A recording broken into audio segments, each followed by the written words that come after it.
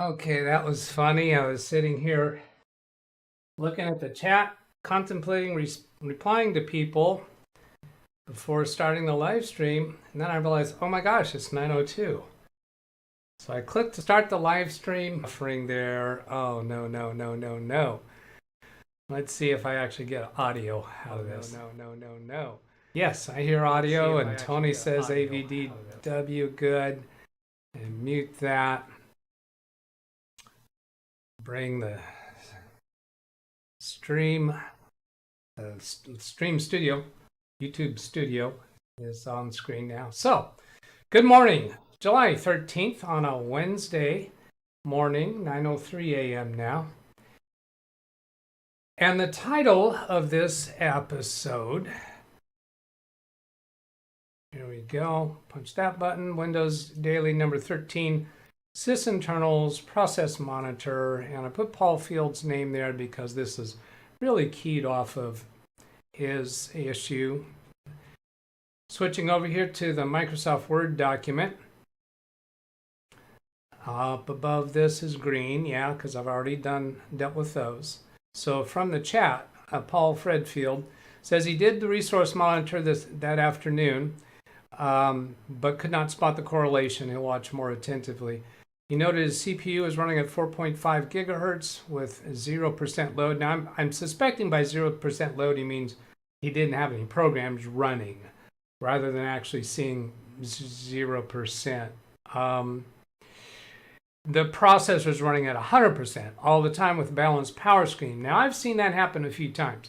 I've seen it happen in relation to indexing that's got corrupted, or Windows Defender that's taking way too much CPU.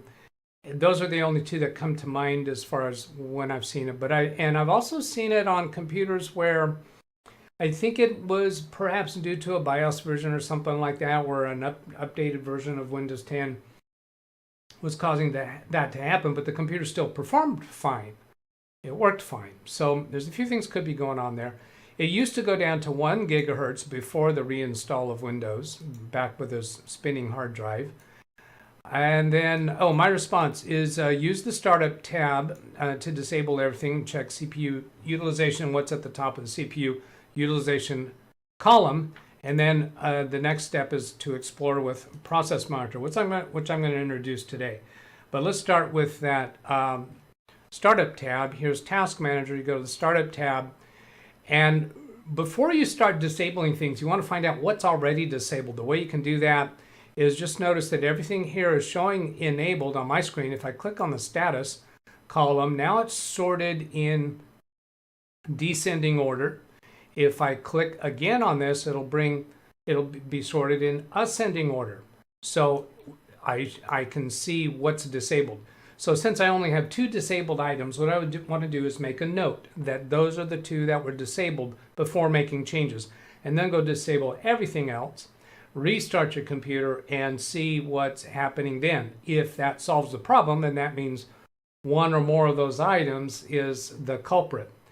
And I wouldn't be at all surprised if you find you disable all those items and you still have that symptom. That's just a way of eliminating all of those things that are running in the background. And then Parker Morris says, thank you, Doug, for answering my question, and that was in relation to read receipts. If you turn your send receive receipts on in Outlook, but you're using Outlook as a host for Gmail, will those transfer to the Gmail? The answer is yes, provided that you're using IMAP as your configuration for that. If you were using POP3, then no. If you're using IMAP, when you send an email using Outlook, the sent items folder will be synchronized with your Gmail through the web browser. So you'll see those there. Now I also want to point out these caveats. Now I'm going to paste this link into chat. Parker may or may not be there currently.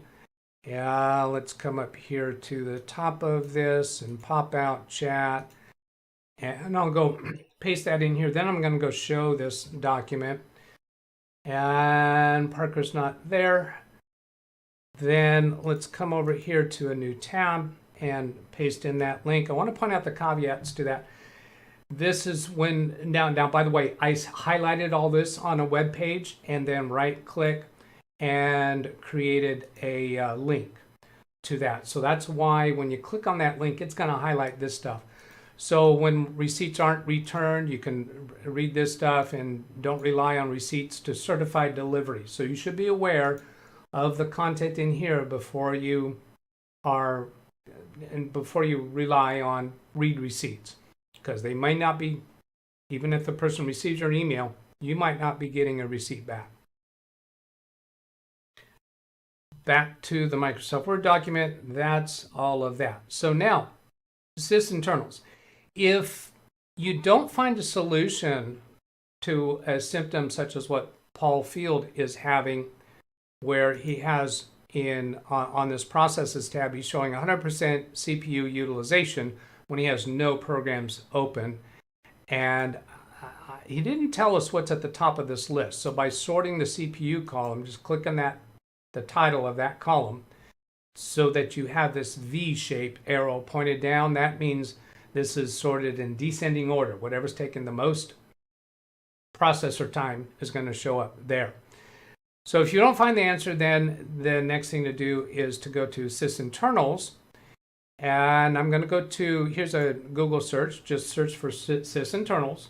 Go to the Microsoft.com search result.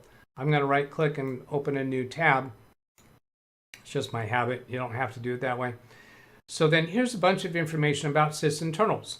It is provided through Microsoft. It was created by Mark Rusinovich, who, it was before he was working for Microsoft that he created it. And then, as I understand, Microsoft acquired it from him. He has worked for Microsoft and then didn't work for Microsoft. And then I believe now he is back working for Microsoft again. So there's a guide to it, troubleshooting. There's a blog. There's some videos on using it, how to use Sysinternals. But I want to get straight to downloading it. There's individual videos for the different components of Sysinternals. But if you want to actually download it and install it, where is that at? I did look at it a couple of days ago where that is, and I actually downloaded a fresh copy of it. And now I'm probably zipping right over it. Oh, here, downloads on the left-hand side. Click on that. And then here's Sysinternals Suite. So you can click over here, and that downloads it down here. Now, then you want to unzip it in a folder somewhere where you can gain access to it. I'm not going to do that now. I'm not going to unzip it because it takes a little while to do that. I'm just going to go straight to my stored folder where I have the current version of Sysinternals. There's a lot of individual programs in Sysinternals. Here's the old version that I had because the one I had on my computer was obsolete. I do not use this very often. I very rarely come across a need to use any of the Sysinternals. However, I have long had a fascination with it and wanted to go explore it more. Autoruns and Autoruns 64, I think it's the same thing, just a 64-bit version. That is definitely a go-to tool. But I want to go to Process Monitor. Now, even if you don't have any intention of ever using this, it will kind of open your eyes as to what's going on your computer. Let's see, Process Monitor Filter. I'll just click OK there, and this gets me into Procmon, or Process Monitor. Now, I just tinkered with it a little bit the other day, so hopefully I'm going to get into here. So I'm going to go to File Activity. I'm going to remove this registry item and then come over here to Capture is already active and then Auto Scroll. Oh, I hope this works. Don't like an hourglass, don't like not responding.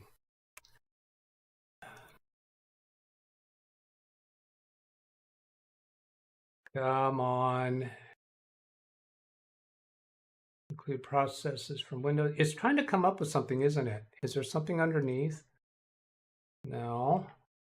Where is it? Where is it? I know some people that watch my videos probably are very much more literate Auto scroll is going to turn on the scrolling or stop the scrolling. Capture is going to start capturing. Oh, look down here at the bottom. Current filter excludes a bunch of events. So there's a bunch of events. I'll go to filter here and reset filter. Yeah, there it is. Oh, that was because that first screen that popped up that I clicked on OK. I should have clicked cancel. I think that's what I did wrong. Now down here at the bottom we see events still building up in the bottom left-hand corner. In the first column we have time of day. And this is showing 9:12, so it's 9:13 a.m. right now, 9:12 and then 38 seconds, and then here we get the decimal value of the seconds. So there's the tenth of a second, hundredth of a second, thousandths of a second, 10,000ths, 100,000ths, millions of a second, 10 millionths of a second. I think I said that right. And we see all the things here that the computer is doing. And all of, let's see, these 073, those are all happening within the first thousandths of a second, right? 10, hundreds, thousandths of a second. Yeah, I have to think that through every time. Now, this is still incrementing events down here. If I stop the capture, then that number stops building. If I keep letting it building, there's a whole bunch of stuff to search through. There's 1,364,751 events in the capture log just since I cleared that filter. Now that's 9:12. So how, if I scroll all the way down here to the bottom, that's 9:12. Oh, it didn't scroll all the way down. I probably shouldn't try to do this. It's having a difficult time. There it goes. There it goes. It worked. 9:14. So that was all happening within a couple of minutes of time. Now let's go up here and clear this. Hit the garbage can to clear that. So it's an empty slate right now. It's not capturing. I'm going to turn the capturing on, and then I'm going to turn the capturing off. And I only caught 114,329 events in that brief period of time. And here's all the things that it's doing. Look, all this stuff happening with Stream Deck. And then here's the stuff happening with XSplit. And then here's the stuff happening with SVC host, and so on and so forth. Now let's go do something specific that we're going to look for understanding a specific action. So I'm going to close Microsoft Word. Actually, let me do this. I'm not going to close Word. I'm just going to close any open documents. Do I have any open documents? Yeah, I have that one open. Let's close that one. I'll click close here. So now I don't have any documents open in Microsoft Word. I'm going to erase all of this activity. And then what I'm going to do, I'm going to start capturing. I'm going to open that document. Then I'm going to stop capturing. And we're going to go look, what did the computer did? What did the computer do when I was trying to open that document? So here's capture on. Come down here to Word, right click, pick that document, and then come up here and stop capturing. Okay, so we got 443,187 events during that brief period of time. And we see over here that that document is actually open. So now I'm going to press Control F for find, and I'm going to search for the name of that document. I think the word chat was part of that document name, and I'll click Find Next. It's searching through 443,000. This takes a while. Just that brief, I don't know if it was 2 seconds or something like that. That brief amount of time, it takes a while to search through that. While I'm waiting for that, I'm going to pop over here and look at chat and see if there's something. I'm not going to read through all of this. I do see some comments there about Sysinternals. All right. Then let's come back here and waiting. Come on. I did test this the other day, and I don't know how long it took, and I knew that it was going to be more, dead air, while live streaming, dead air sensation. Now I've got an hourglass here, and up at the top it says not responding. Having trouble with that. Let's bring this graphic up, and it is still going. I'm going to keep this up on top, because I'm not sure if I switch back to Microsoft Word, does that slow this down? what we have here, we have some registry activity. We have an audio render, so that would have to do, there, finally got that done. So here's one item that it highlighted here, process, create, WinWord, and out here on the right-hand side, it has the name of that document. As I'm floating the mouse over, you see that little pop-up. But I'm interested in specifically just those items, so I'm going to right-click on this item and choose Include. This is going to include everything that has that search term. So I'll click on that, and it should eliminate everything else from my view. So I can only see records that had to do with that document, assuming there weren't other things that have that word. But here we see a whole bunch of WinWord stuff. We see close file, create file mapping, close file, create query basic information. These are all the things that the computer is doing during these various different hundred of millionths of second. Now, I want to get to showing those that actual opening, create file, close file. I wish I would have done that search a little differently because I liked better the way that it came up. There's a specific command I want to see where it's actually reading the bits from that file. I'm scanning through it, see if I can recognize it. Query name information. Like I said, some of the people watching this will know exactly where that is. So let's do that a little different. I'm going to come over here to Microsoft Word, go to File.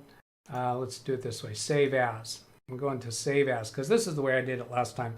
Is I took and copied that file name and tell it to search just for that. So now this search should go just through that content that's on there. Now I'll Control V to paste that in there and find next. Cannot find string. Well, this is failing. Oh, by the way, there's also a file lock, a buffer overflow, canceled. I saw in my previous time looking at this some actual errors.